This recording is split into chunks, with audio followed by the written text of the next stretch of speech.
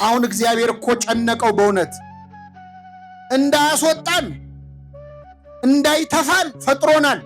እንዳይወጣን ደግሞ ለብ ብለናል። በራድ ወይም ትኩስ ብትሆን መልካም ነበር፣ እንዲያው ለብ ስላልክ ከአፌ ልተፋ ነው ይላል። እንደዚህ ከመጥፋት እግዚአብሔር በቸርነቱ ይሰውረን። በአንተም ፊት በደሉ፣ ከእንግዲህ ወዲህ ልጅህ ተብዬ ልጠራ አይገባኝም። ቤቱ ውስጥ ካሉት አገልጋዮች እንደ አንዱ አድርገኝ ይለዋለዋል። ተነስቶም ወደ አባቱ መጣ። ለአንተ አቡነ ወአንተ እምነ፣ አንተ አባታችን ነህ፣ አንተም እናታችን ነህ። እግዚአብሔር እናትም ነው አባትም ነው። ታላቁ ሊቅ አለቃ ኪዳነ ወልድ ክፍሌ ደግሞ አይ የለም እግዚአብሔር እናት አባታችን ብቻ እንኳን አይደለም አያታችንም እሱ ነው ይላል። ፍለጋ ወጣ እግዚአብሔር ይላል። አንድ ሰው ጠፋ ብሎ አይንቅም እግዚአብሔር። ፍለጋ ወጣ እስኪያገኘው ድረስ ፈለገው። እስቲ ድምፃችሁን ከፍ አድርጋችሁ ይህን ቃል ከኔ ጋር ድገሙ። እስኪያገኘው ድረስ ፈለገው። እግዚአብሔር የሚፈልገን ምን እስኪለን ነው? አዎ እስኪደክመው አይልም፣ አይደክመውም። እስኪሰለቸው አይልም፣ አይሰለቸውም። ምን እስኪለን ነው የሚፈልገን? እስኪያገኝ።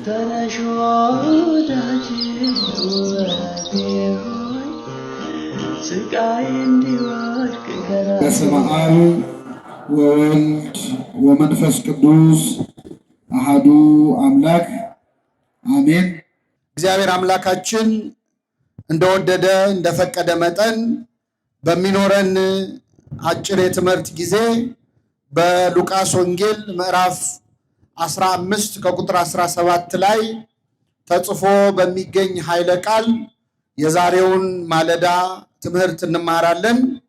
የትምህርታችን ርዕስ የሚሆነው በአባቴ ቤት እንጀራ የሚተርፋቸው ሙያተኞች ስንት ናቸው የሚል ይሆናል። ከኔ ጋር በሉ። በአባቴ ቤት እንጀራ የሚተርፋቸው ሙያተኞች ስንት ናቸው? በሉቃስ ወንጌል ምዕራፍ 15 ከቁጥር 17 ላይ ተጽፎ የሚገኝ ኃይለ ቃል ነው።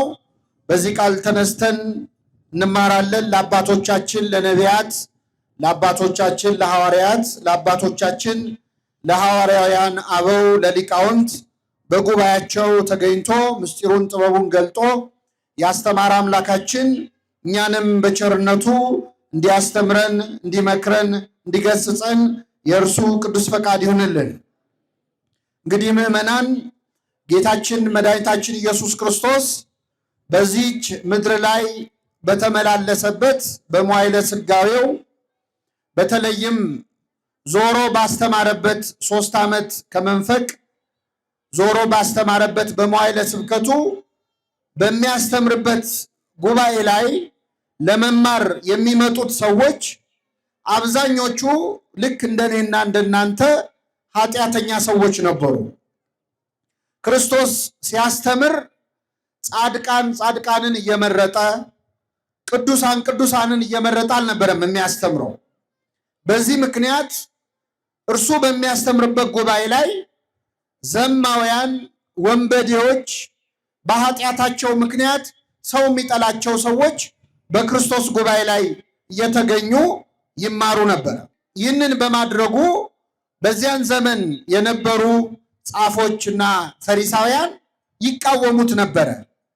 እንዴት ኃጢአተኛ ሰዎችን ታቀርባቸዋለህ? ለምን ከእነርሱ ጋር ትበላለህ ትጠጣለህ? እያሉ ክርስቶስን ይሰድቡት ነበረ።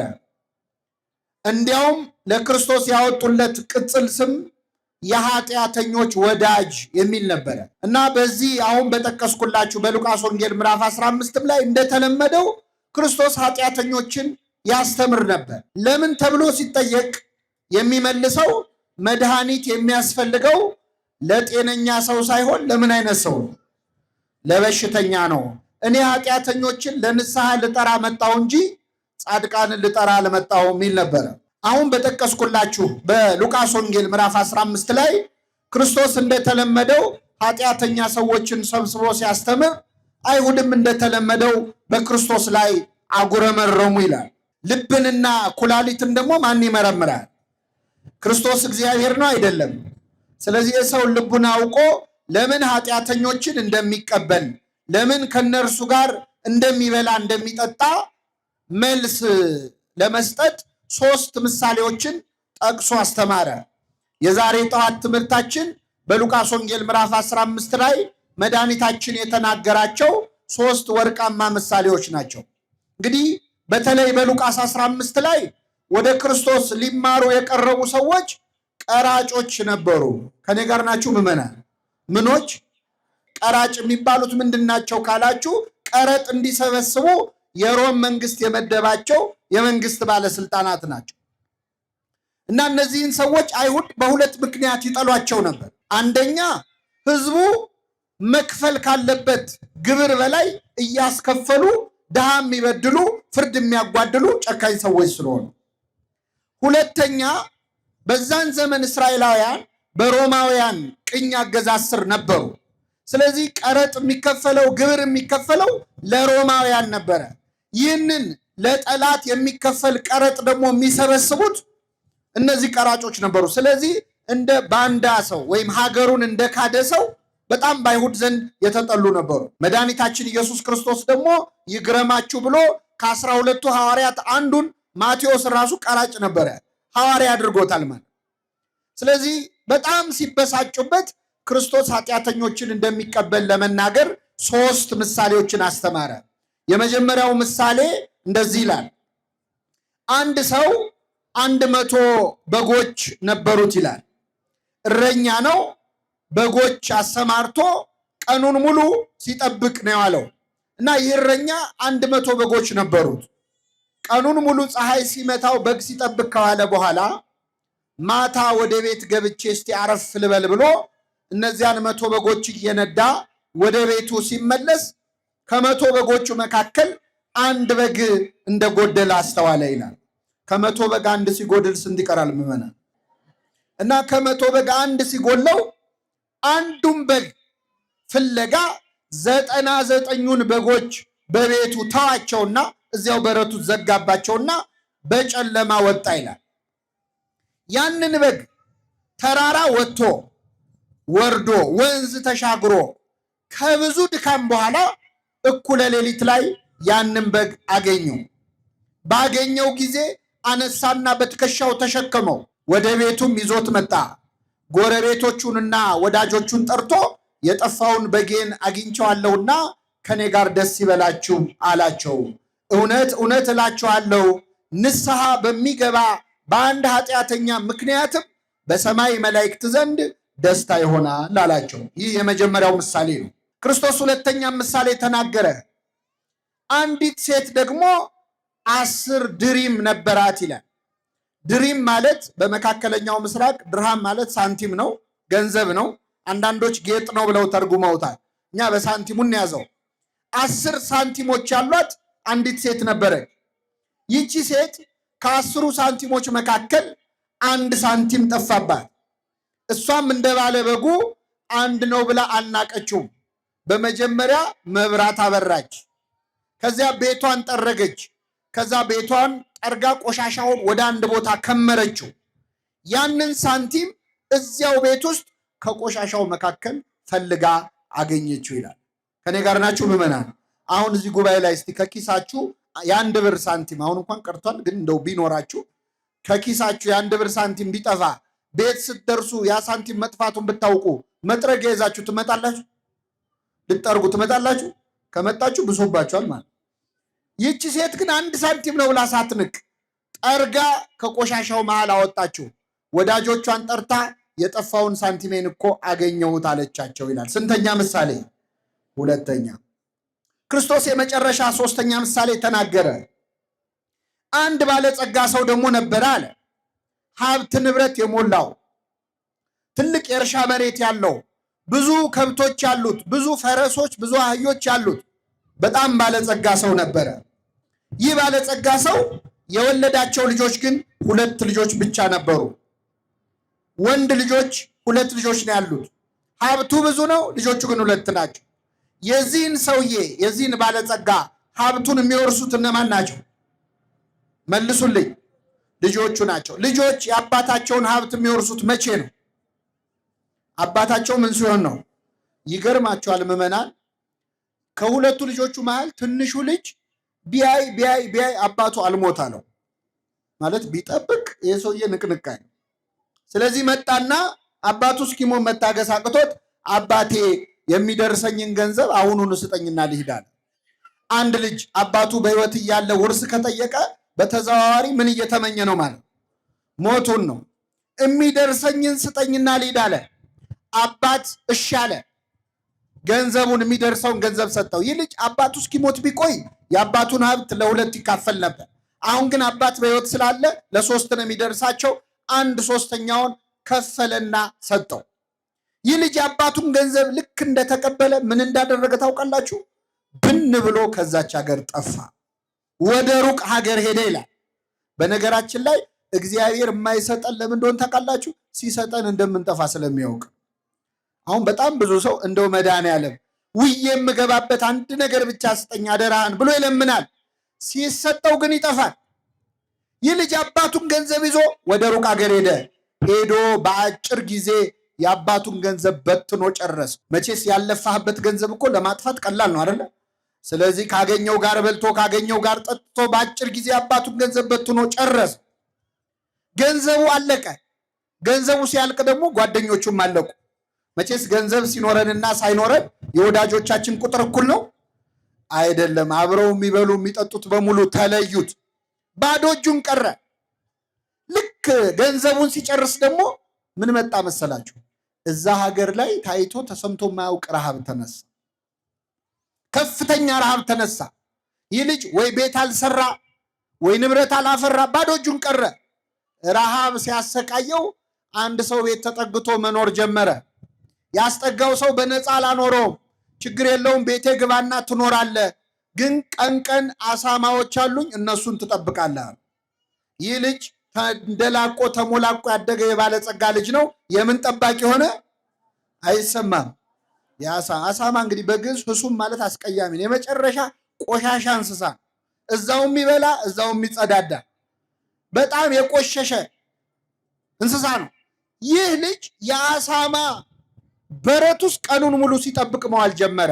በጣም የሚሸት በረት ውስጥ ማለት ግን የሚገርማችሁ ከሽታው በላይ ይህ ልጅ በጣም ያስቸገረው እንደሆነ ታውቃላችሁ? ረሃብ ነበር። በጣም ይርበው ነበረ። ከረሃቡ ጽናት የተነሳ አሳማዎቹ ከሚበሉት ምግብ ሊበላ ይመኝ ነበረ። ምን ነው እንደው እንደነሱ ባደረገኝ ብሎ በአሳማ እስኪቀና ደረሰው። ይህን ጊዜ ወደ ልቡ ተመለሰ ይላል። እግዚአብሔር ሁላችንን ወደ ልባችን ይመልሳል። ምን አለመሰላችሁ? በአባቴ ቤት እንጀራ የሚተርፋቸው አገልጋዮች ስንት ናቸው አለ። እኔ እዚህ በረሃብ ልሞት ነው። እኔ እዚህ የአሳማ ምግብ እያየው የጎመጀው ነው። በዚህ ሰዓት በልተው ጠጥተው ጠግበው ለውሻ የሚሰጡ በልተው ጠግበው ምግብ የሚደፉ የአባቴ ቤት ሙያተኞች ስንት ናቸው? ስለዚህ አሁኑኑ ተነስቼ ወደ አባቴ ሄዳለሁ፣ እንዲህ እለዋለሁ፣ አባቴ ሆይ በሰማይና በፊት በደልኩ። በሰማይ እናት አባትን አክብር ባለ በእግዚአብሔር ፊት በአንተም ፊት በደልኩ። ከእንግዲህ ወዲህ ልጅህ ተብዬ ልጠራ አይገባኝም። ቤቱ ውስጥ ካሉት አገልጋዮች እንደ አንዱ አድርገኝ እለዋለሁ አለ። ተነስቶም ወደ አባቱ መጣ ይላል። ከኔ ጋር ናችሁ ምዕመናን? እግዚአብሔር ከሁላችን ጋር ይሁን። አባቱም ገና ከሩቅ ሳለ አየውና አዘነለት። ገና ብቅ ሲል ሲያየው አዘነለት። ወደ እርሱ ሮጠና አቀፈና ሳመው። ልጁም አባቴ ሆይ ልጅ ልባል አይገባኝም አለ። አባት ግን ገና ከአፉ ተቀብሎ ከሁሉ የተሻለ ልብስ አምጡና አልብሱት፣ ለጣቱ ቀለበት፣ ለእግሩ ጫማ ስጡት፣ የሰባውን ፍሪዳ አምጡና ረዱለት፣ እንብላ ደስ ይበለን። ይህ ልጄ ሞቶ ነበር ሕያው ሆኗል፣ ጠፍቶ ነበር ተገኝቷል አለ። ደስ የሚላቸው ጀመር ይላል። ይህ ሁሉ ሲሆን ምዕመናን፣ ይህ ባለጸጋ ስንት ልጆች አሉት ብያቸዋል። ታላቅ ወንድሙ እርሻ ሲያርስ ውሎ ማታ ላይ ወደ ቤት ተመለሰ። ወደ ቤት ሲመጣ ቤቱ እልልታ በእልልታ ሆኗል። ድግስ ላይ ነው። ከበሮ ይመታል፣ እልል ይባላል። አንዱን ሕፃን ጠራና ምንድን ነው የምሰማው ብሎ ጠየቀው። አይ ወንድም መጥቶ አባት የሰባውን ፍሪዳ አርዶለት ነው አለ። ተቆጣ፣ ሊገባም አልፈለገም ይላል። አባቱም ወጥቶ ለመነው ይላል። መከረኛ አባት። የጠፋው ልጅ ሲመጣ ቤት ውስጥ ያለው ደግሞ አልገባም አለ። ኧረ እባክህ ግባ አለው። አልገባም። እኔ እስከ ዛሬ እንደ ባሪያ ተገዝቼልሃለሁ። እንደምን ተገዝቼልሃለሁ? ካዘዝከኝ ያልፈጸምኩት አንድም ነገር የለም። ነገር ግን ለእኔና ለጓደኞቼ በግ እንኳን አርደ ብሉ ብለህን ታውቃለህ? ፍየል እንኳን አርዳ ብልተህን ታውቃለህ? ዛሬ ግን ገንዘብህን ከጋለሞቶች ጋር በልቶ ይሄ ልጅህ ሲመጣ አለ።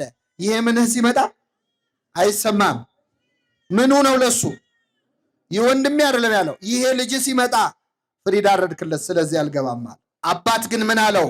ልጄ ሆይ አንተ እስከ ዛሬ ከኔ ጋር ነበርክ። የእኔ የሆነ ሁሉ የማን ነው? ያንተ ነው።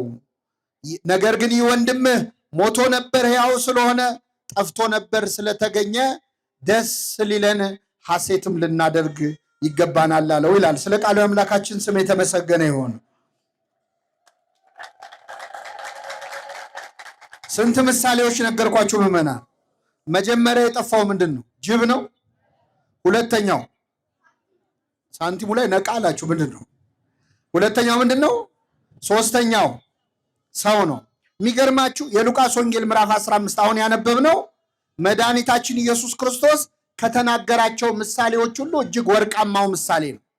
የሌሎች ምሳሌዎች አክሊል ነው፣ ዘውድ ነው። እንደውም አንዱ ሊቅ ምን አለ? መጽሐፍ ቅዱስ ቢጠፋ ራሱ ይህንን ምዕራፍ ወስዶ መጽሐፍ ቅዱስን ድጋሚ መጻፍ ይቻላል ይላል።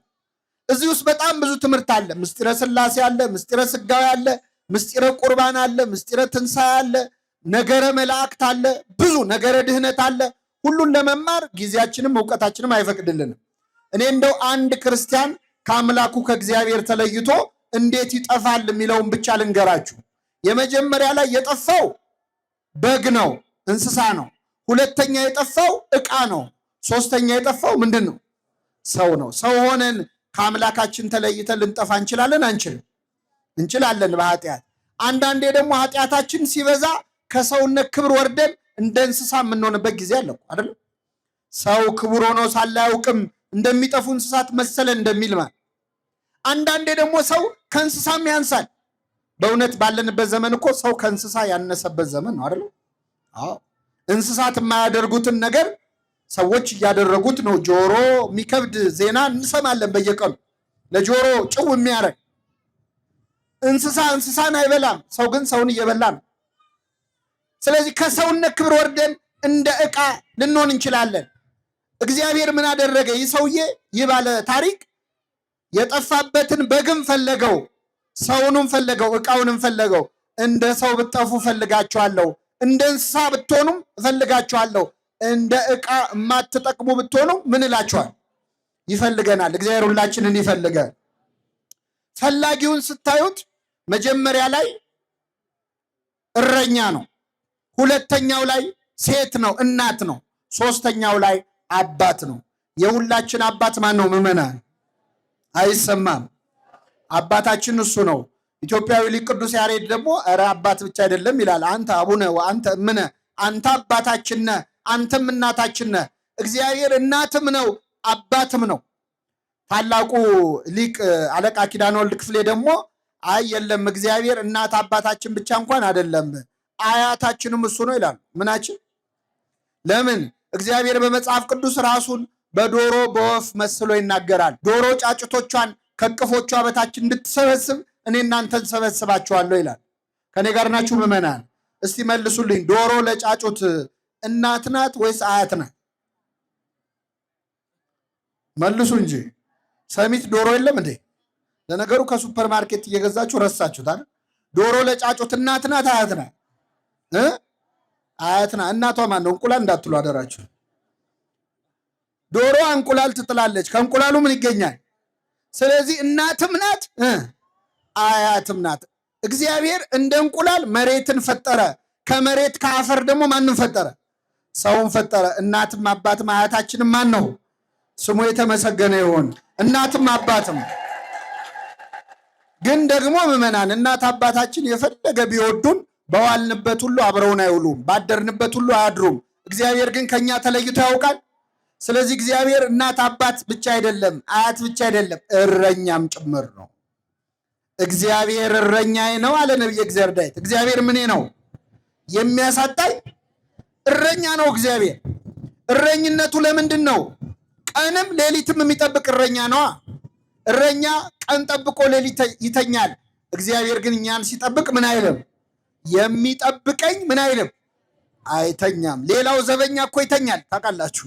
ሌላው ጠባቂ ይተኛል። ብዙ ዘበኞች ጥበቃ እያለባቸው ቡና ጠጡ ስትሏቸው ሌሊት ቡና እንቅልፍ ይከለክለኛል ይላል።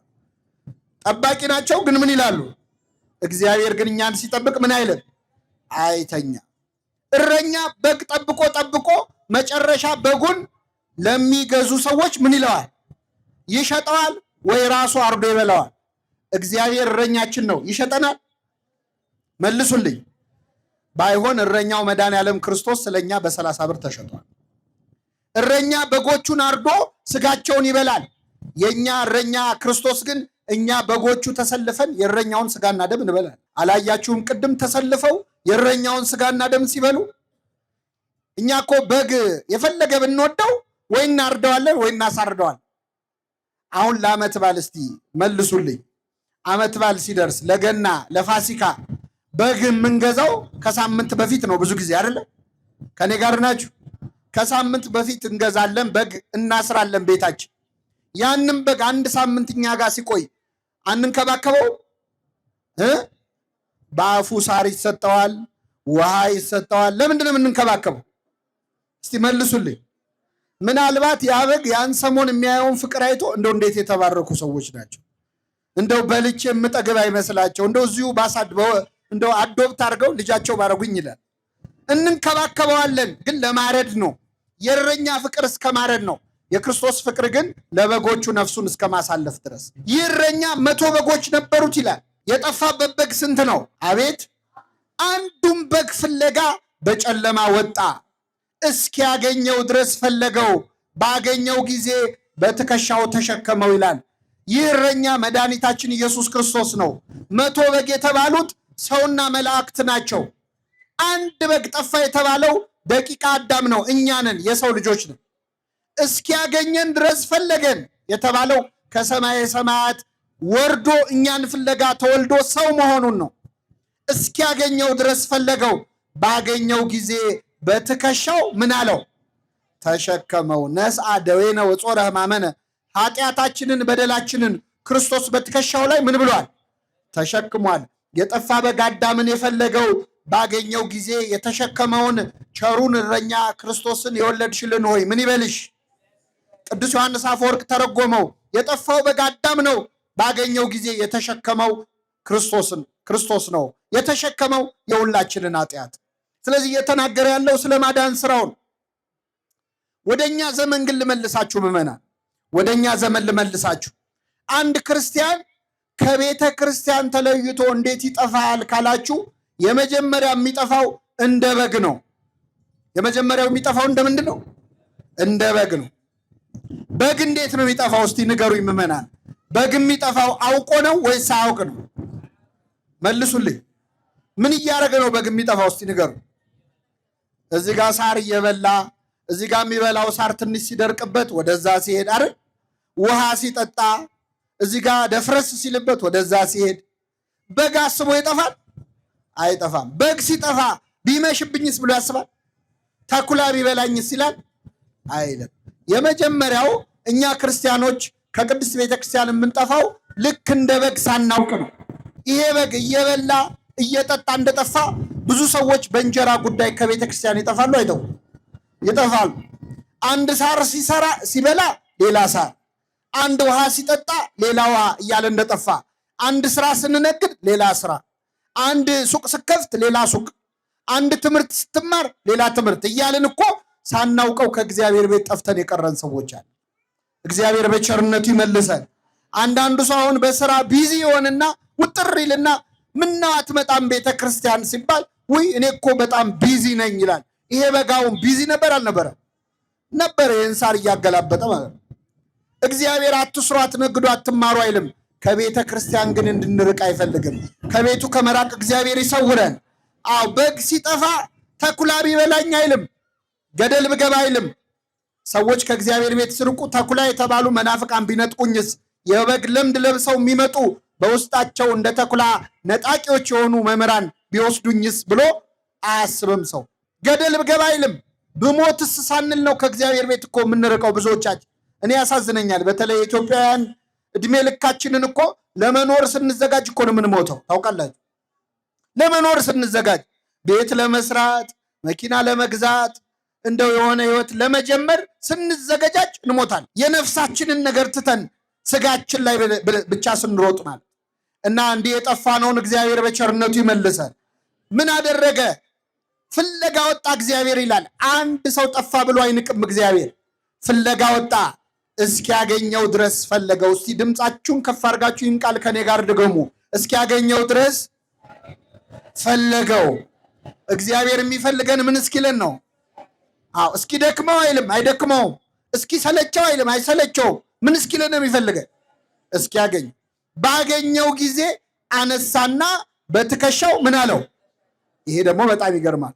እስቲ አሁን ፀሐይ ላይ ነው ያላችሁት፣ ቃለ እግዚአብሔር እየሰማችሁ ነው። የበረከት ያርግላችሁ። አሁን እዚህ ፀሐይ ላይ ቀኑን ሙሉ በግ ስትጠብቁ ብትሉ፣ አሁን እውነቱን ነው የምትነግሩኝ። ቀኑን ሙሉ በግ ጠብቃችሁ ውላችሁ ማታ ፀሐዩ ተጫውቶባችሁ እስቲ ገብቼ አረፍ ልበል ብላችሁ ቤት ስገቡ አንድ በግ ቢጠፋ ያንም በግ ፍለጋ ስትወጡ ደስ እያላችሁ ነው የምትወጡት? እየተራገማችሁ ነው መቼስ አይደል? አዎ። ያንም በግ ፍለጋ ወጣችሁ ተራራ ጫፍ ወጣችሁ ብታጡት፣ ደግሞ ወርደን ወደ ታች ብናጣው፣ ወንዝ ተሻግረን ብናጣው፣ እንቅፋት ደግሞ ደና አድርጎ አንድ ሁለት እግራችንን ቢመታል፣ እኩለ ሌሊት ላይ ያንን መዘዘኛ በግ ብናገኘው እንሸከመዋለን? እስቲ መልሱልኝ።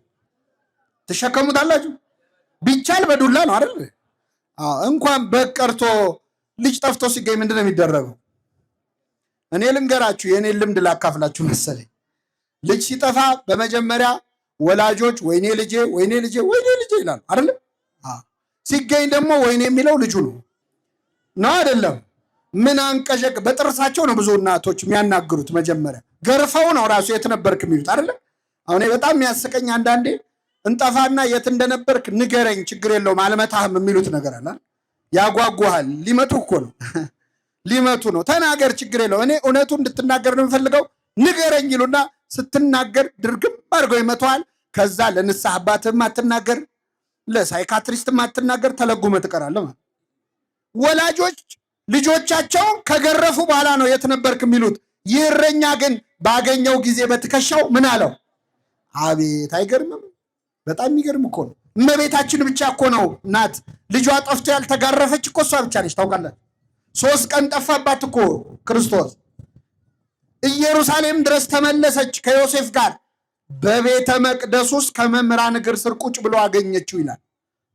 ክርስቶስ የጠፋባችሁ ሰዎች ሌላ ቦታ አለ ቢሏችሁ እንዳትሰሙ።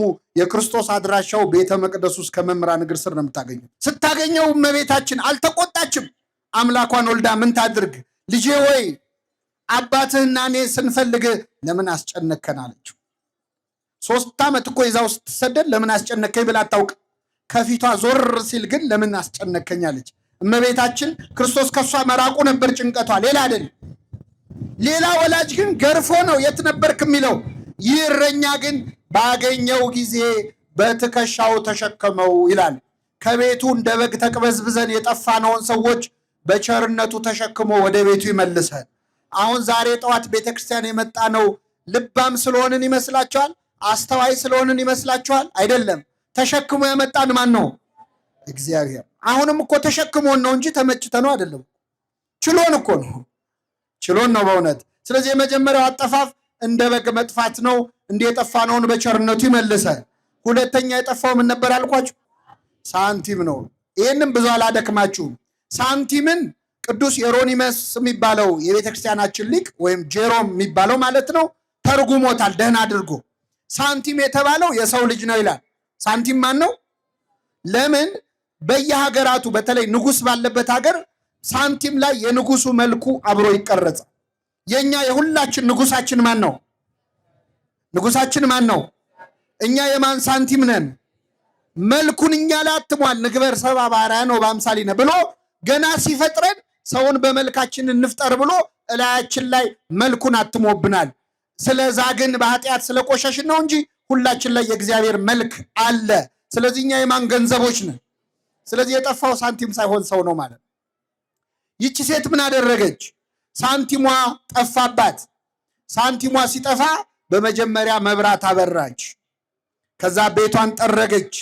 ከዛ ሳንቲሙን እዚያው ቤት ውስጥ ከቆሻሻው መሃል አወጣችው። በጉ ከቤተ ክርስቲያን የጠፉ ሰዎች ናቸው። ሳንቲሙስ ምንድን ነው ካላችሁኝ፣ ይህ ሳንቲም ጠፍቷል፣ ግን ያለው ቤት ውስጥ ነው። ቤት ውስጥ ነው ያለው፣ ግን ምን ብሏል? ጠፍቷል። ሁለተኛ የጠፋ የሚባለው ምን እንደሆን ታውቃላችሁ? ቤተ ክርስቲያን ውስጥ ሆኖ የጠፋ ሰው። አሁን እኛ ብዙ ጊዜ የጠፉ ሰዎች ሲባል ቅዳሴ የማያስቀድሱ፣ ሰዓታት የማይቆሙ፣ ማህሌት የማይቆሙ፣ ሰበካ ጉባኤ የማይከፍሉ፣ ሰንበቴ የማይጠጡ፣ እንዲህ ጠዋት የማይገኙ፣ ጉባኤ የማይካፈሉ ይመስሉ እሱ ምድብ አንድ ጠፊዎች ይባላሉ። እነሱ ምን ይባላሉ? ምድብ አንድ ነው። ምድብ ሁለት ማን እንደሆነ ታውቃላችሁ? ቤተ ክርስቲያን ውስጥ ሆነን የጠፋን ሰዎች ነው። እንዳንፈለግ እዚህ ያለ ነው። ሰዓታት የምንቆመው እኛ፣ ማህሌት የምንቆመው እኛ፣ የምንቀድሰው እኛ፣ የምናስቀድሰው እኛ፣ ሰበካ ጉባኤው እኛ፣ ዘማሪው ሰባኪው እኛ። ጠፉ ተብለን እንዳንፈለግ ማለት ነው። አለን እንዳይባል ደግሞ ቆሻሻ ውስጥ ነው ያለን። ቆሻሻ ኃጢአት ውስጥ፣ ቆሻሻ ክፋት ውስጥ፣ ዘረኝነት ውስጥ፣ ጥላቻ ውስጥ። አሁን እግዚአብሔር እኮ ጨነቀው በእውነት እንዳያስወጣን እንዳይተፋን ፈጥሮናል። እንዳይወጣን ደግሞ ለብ ብለናል። በራድ ወይም ትኩስ ብትሆን መልካም ነበር፣ እንዲያው ለብ ስላልክ ከአፌ ልተፋ ነው ይላል። እንደዚህ ከመጥፋት እግዚአብሔር በቸርነቱ ይሰውረን። አያችሁ፣ እዚህም ሆኖ መጥፋት አለ ለካ። እንደኔ እኔ እዚህ እንደቆምኩት ቃሉን ቆሞ እየሰበኩ መጥፋት አለ፣ እያስተማሩ መጥፋት አለ። እና ቤት ውስጥ ሆኖ መጥፋት በጣም አስቸጋሪ ነው። ሌላውን እያስተማሩ ንስሐ ግቡ እያልን ንስሐ ማንገባ፣ ታረቁ እያልን ቂመኞች። ከኔ ጋር ናችሁ ምዕመናን? ጥሩምባ ነፊ ታውቃላችሁ? ታውቃላችሁ? አታውቁም? ጥሩምባ ነፊ ቀብር አይገኝም ይባላል። ብዙ ጊዜ ጥሩምባ ነፊዎች ድብልቅልቅ አድርገው በጠዋት ሰፈሩን በጥብጠው እነሱ ቀብር ላይ ይገኛሉ? አይገኙም። መናገር እንጂ መቅበር አይችሉም። የጥሩምባ ነፊ ህይወት ያለን ሰዎች አለን።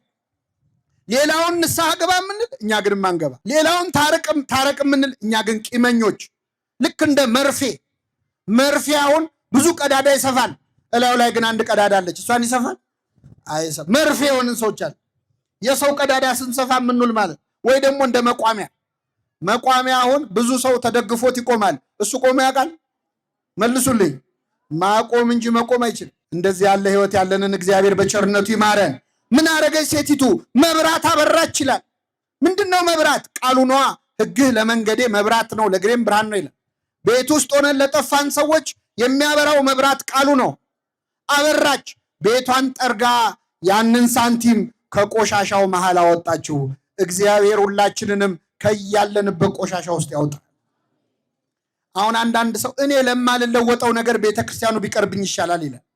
እኔ ሄጄ ኃጢአቴን ነው የምጨምረው ባልሰማ ይሻላል ይላል። እንደዚህ አትበሉ ምዕመናን። የፈለገ ብንበድል የፈለገ ብንቆሽሽ ከቤተ ክርስቲያን መራቅ የለብንም። ምክንያቱም እግዚአብሔር አንድ ቀን ከቆሻሻው መሃል ፈልጎ ያወጣል፣ ሁላችንን ያውጣል። አወጣችሁ ይላል። እዚህ ላይ እኔ አንድ ነገር ልጨምርላችሁ። አንዳንዴ ቤተ ክርስቲያን ውስጥ ጥሩ ሰው አለ፣ ደግሞ መጥፎ ሰው አለ። የለም መልሱ እንጂ ምን እንደማያውቅ ትሆናላችሁ።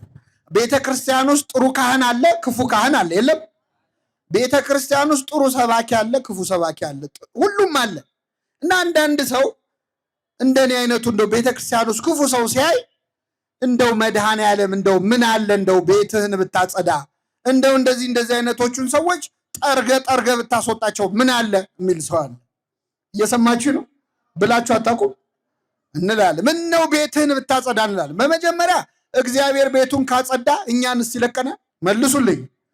አዎ ጽዳት ከተጀመረ አንተንም ነው የሚያስወጣ አይደል እንዴ? ወይስ ሐሳቡን ያቀረበው ሰውዬ ይቆይ ይባላል? ቅዱስ ዮሐንስ አፈወርቅ ያለውን ከኔ ጋር በሉ። ቤተ ክርስቲያን በሉ እስኪ፣ ቤተ ክርስቲያን ሐኪም ቤት ናት እንጂ ፍርድ ቤት አይደለች። ቤተ ክርስቲያን ምንድን ነች? ቤተ ክርስቲያን ሐኪም ቤት ከሆነች እኛ ምንድን ነን?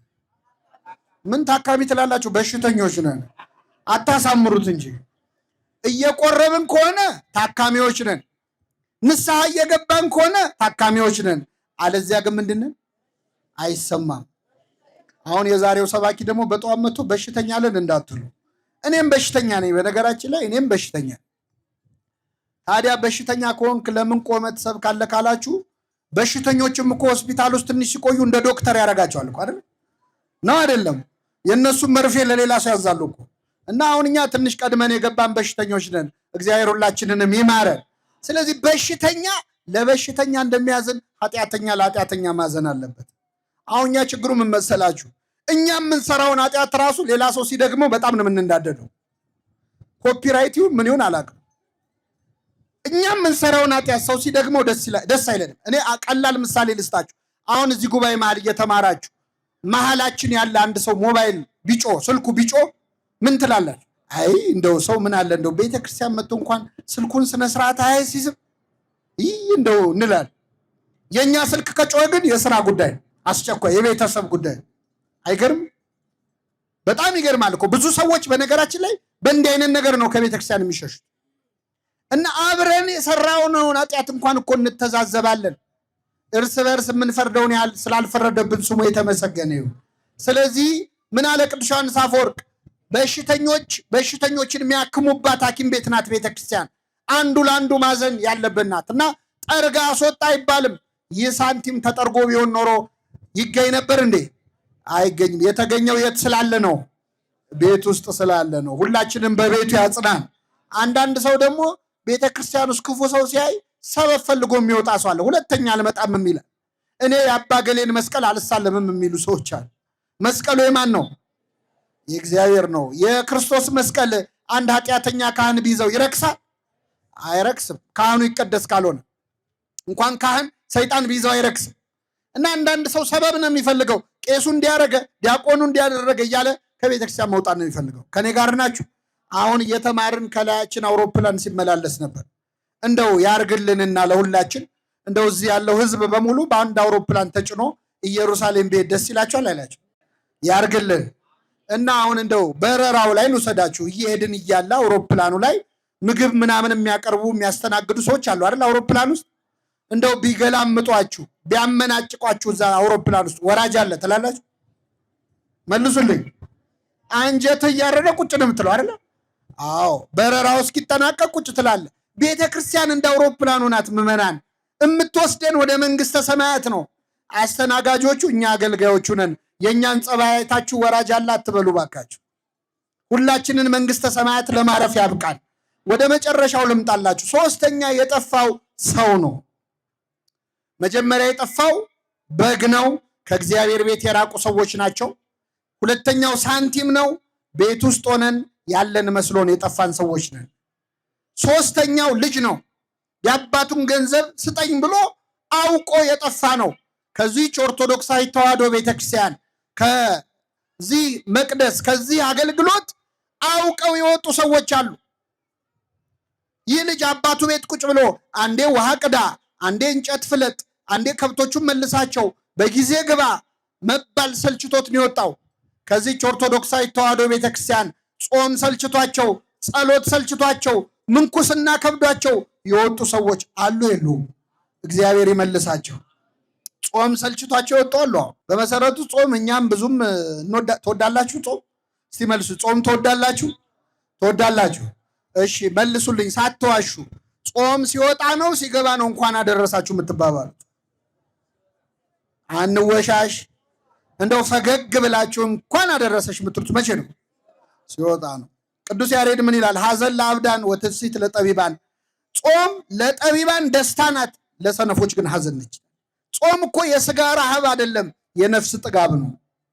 ቤተ ክርስቲያን ጾም ያበዛችው ልትመግበን ነው እንጂ ልታስርበን አይደለም። እና ይህ ልጅ ቤት ውስጥ መታዘዝ ሰልችቶት እንደወጣ ትእዛዝ ሰልችቷቸው የወጡ አሉ። እግዚአብሔር በቸርነቱ ይመልሳቸው። ሄደ፣ የሚፈልገውን ደስታ ግን አላገኘም። ገንዘቡን በትኖ ጨረሰ ይላል። ከቤተ ክርስቲያን ስትወጣ ሰላም ያለ ደስታ ያለ መስሎ ትወጣለህ፣ ግን ወጥተህ የምፈልገውን ደስታ አታገኝ። ገንዘብህን ጸጋህን በትነት ትጨርሰዋል። እግዚአብሔር ጸጋችንን ከመበተን ይሰውረን።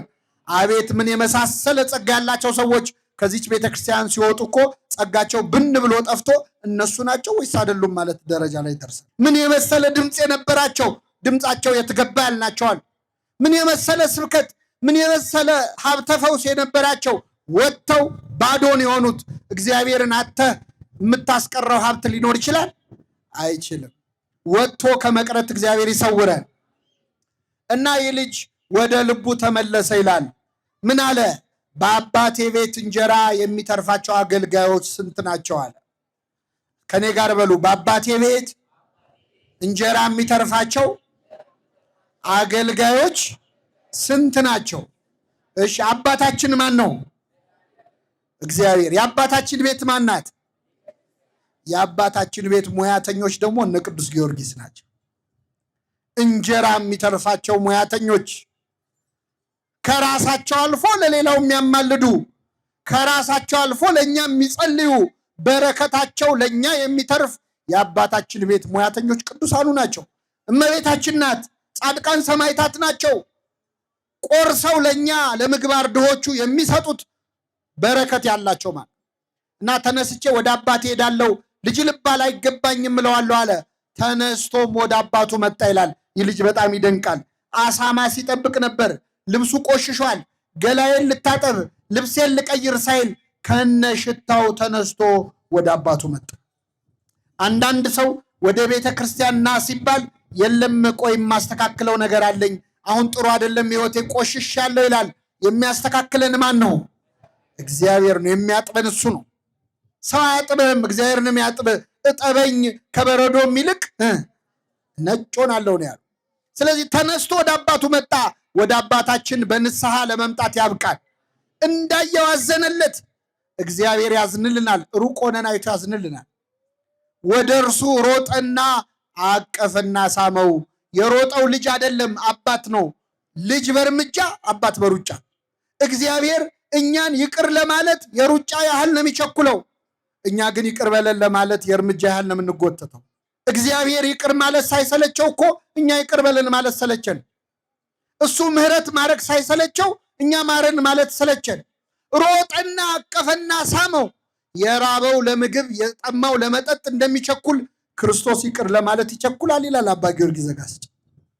አቀፈና ሳመው። ከሁሉ የተሻለ ልብስ አምጡና አልብሱት፣ ለጣቱ ቀለበት ለእግሩ ጫማ ስጡት፣ የሰባውን ፍሪዳ ረዱለታል።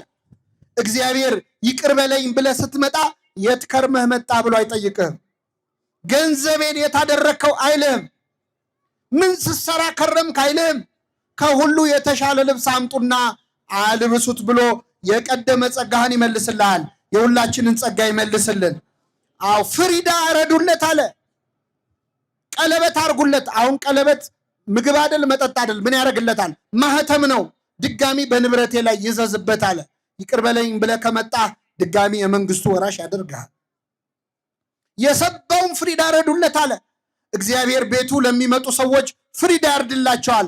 ምንድነው ፍሪዳ ካልከኝ ስጋውና ደሙ ነዋ። ሌላ ምን ፍሪዳ አለ? የራሱን ስጋ የራሱን ደም ፍሪዳ አድርጎ ይሰጠናል። ይህ ልጅ የተቀበለ አምላክ ሁላችንን ይቀበለን። አሁን ስተርከው በጣም ቀላል ነው። እዚህ መሀል እስቲ ወላጆች አላችሁ። እኛ ብንሆን አሁን ስንት ዓመት ለፍተን ያፈራነውን ንብረት ልጃችን ገንዘባችንን ሄዶ አፈር ድሜ አብልቶ በአጭር ጊዜ በትኖ ሮጦ ነው ቤት ውስጥ ከስቶ ጠቁሮ ቆሽሾ ባዶ እጁን ቢመጣ ሮጠን አቅፈን እንስመዋለን?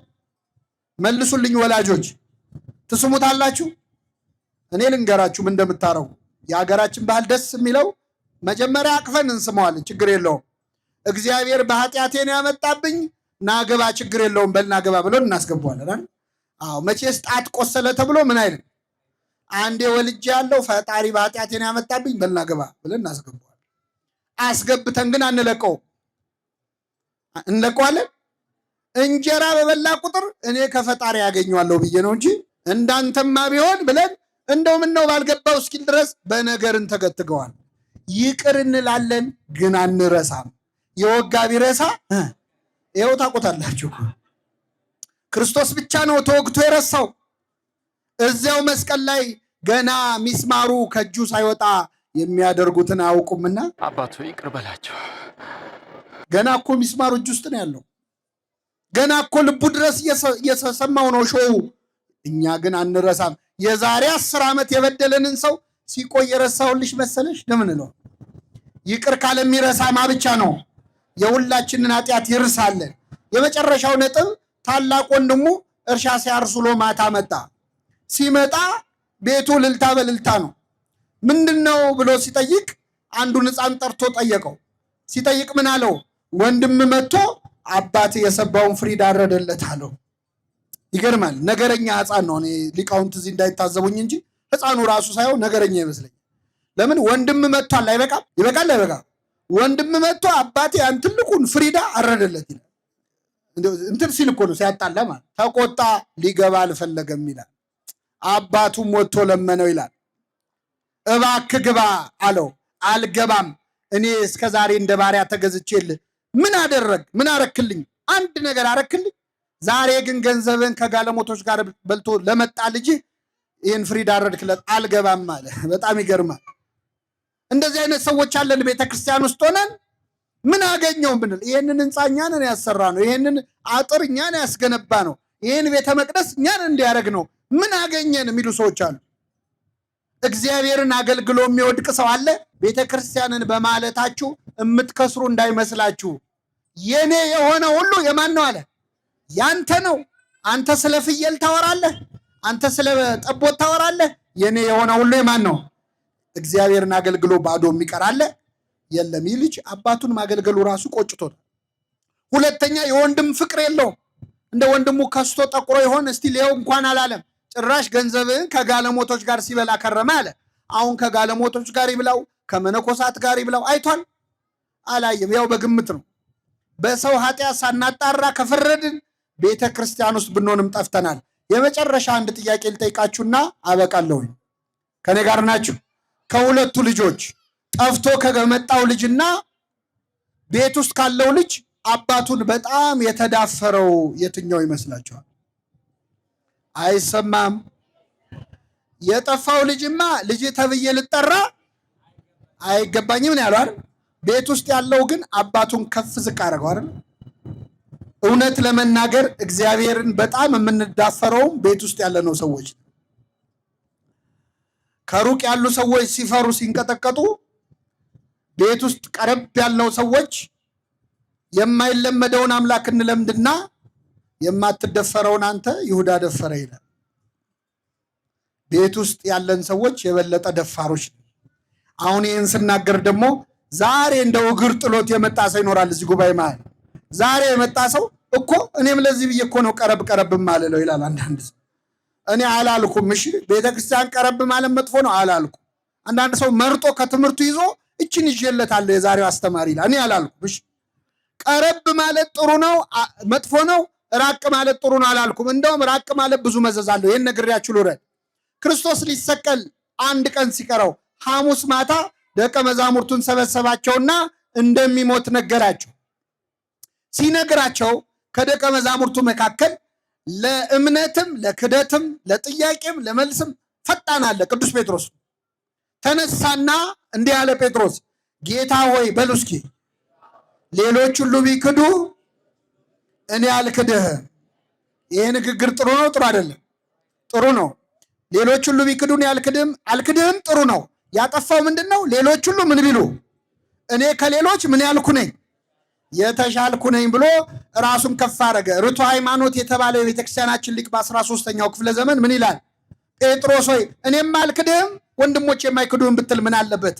አንተ ግን ራስህን ብቅ እነሱ ዝቅ አረግ። ስለዚህ እነሱ ሳይክዱት አንተ ካድከው ይላል። ይህን ጊዜ ጌታ ዶሮ ሳይጮህ ስንቴ ትክደኛለህ አለው። አረ በፍጹም ምን ሲደረግ ሶስቴ እኔ አላረገውም ማለት ተገዘተ ጴጥሮስ። አሁን ይገርማቸዋል። ጌታን ለመያዝ ወደ ጌቴሴማኒ የመጣው ሰራዊት 10,000 ወታደር፣ አንድ ጭፍራ ማለት 10,000 ሲመጡ ጴጥሮስ ጌታን ለማስጣል ፈልጎ ሰይፍ አነሳ። በእውነት ቅዱስ ጴጥሮስ በረከቱ ይደርብን። ጌታን በጣም ስለሚወደው ነው እንጂ ምንም እኮ እሱ ችሎታ የለውም። 58 ዓመቱ ነው በዛ ጊዜ። በ58 ዓመቱ ጌታውን ሊያስጥል ሰይፍ አነሳና ውጊያ ጀመረ። እስቲ ሰው እንደው አንድ ጥይት ይዞ ጦር ሜዳ ይሄዳል?